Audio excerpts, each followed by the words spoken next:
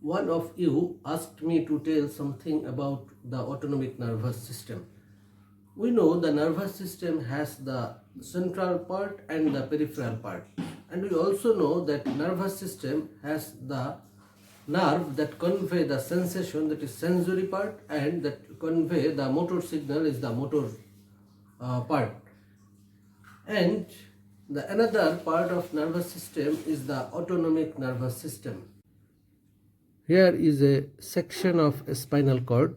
Here we see the central gray matter and peripheral white matter. The central gray matter arranged in the horns.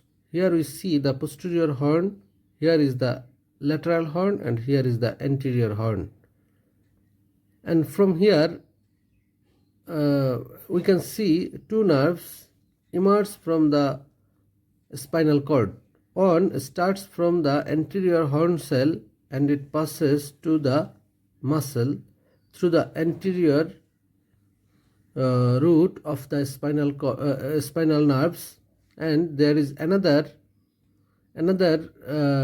nerve that starts from the lateral horn of the spinal cord and it passes out through the anterior root, and then it goes to a point where we see the termination of the nerve here, and there is origin of another nerve that goes to the effector organ. So if we compare these two nerves, this nerve has the origin in the spinal cord and ended in the effector organ, and this nerve starts from the spinal cord and has a relay station from where they again start to end in the effector organ. These are the basic organization of the somatic nerve and the autonomic nerve. This nerve that starts from the anterior horn cell of the spinal cord, this is the somatic nerve, and the nerve that starts from the lateral horn of the spinal cord ended in a ganglia, then again goes to the effector organ. This is known as the autonomic nerve. The autonomic nerve has a relay station that is known as the ganglia. So if we name the nerve fiber that remains proximal to the ganglia, this is known as the preganglionic fiber of the autonomic nerve, and the nerve that stays distal to the relay station or ganglia, this is known as the postganglionic fiber of the autonomic nerve. The autonomic nervous system is divided into two parts. One is sympathetic, another is parasympathetic. If we see the section of central nervous system, here we can see the brain and here is the spinal cord. We can see some fibers originate in this brain stem. Here is the brain stem, and the nerve that exits from this brain stem, these are known as the cranial nerves. The numbering of cranial nerves starts from upper to lower, 1, 2, 3, 4, 5 up to 12. Here we see the 3rd, 7, 9 and 10. These cranial nerves emerge from the brain stem and relays in a ganglia. Then again there is another nerve goes to the effector organ. Here is the 3rd nerve, here is the 7th nerve, here is the 9th nerve, and here is the 10th nerve. All of these nerves ends in the ganglia, then again there is a postganglionic fiber. So these are the autonomic nerve.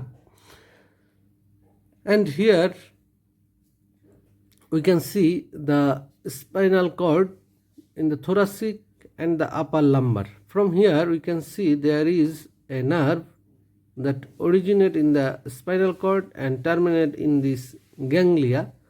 From the ganglia there is another nerve. So this is another autonomic nerve. For the classification of the autonomic nerve, the cranial part and the sacral part, these two parts named together as the parasympathetic nerve, and the thoracic and lumbar, this segment is defined as the sympathetic nerve.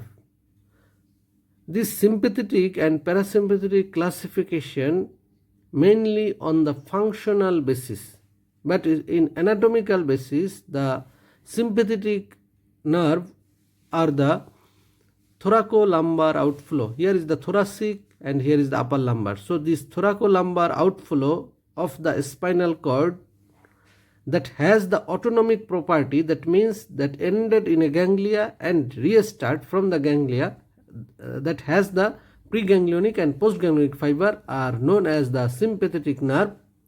And the craniosacral outflow that has the autonomic property, that means this nerve has a ganglia from which there is the preganglionic and postganglionic fiber in the cranial part and in the sacral part. In the sacral 2, 3, 4 you can see here the nerve emerges from here. This craniosacral outflow that has the autonomic property is known as the parasympathetic nerve. And these branch and this diagram we see all are the motor component of the parasympathetic system. So parasympathetic has a sensory system that is like any sensory system. Here we can see the sensory system of the lower limb. Here there is a nerve that conveys the sensation and reaches to the spinal cord through the dorsal root, and here is a ganglia. Through here it reaches to the spinal cord, from where the nerve impulse moves upward to reach the brain. This is the sympathetic component of both autonomic and the somatic nerve.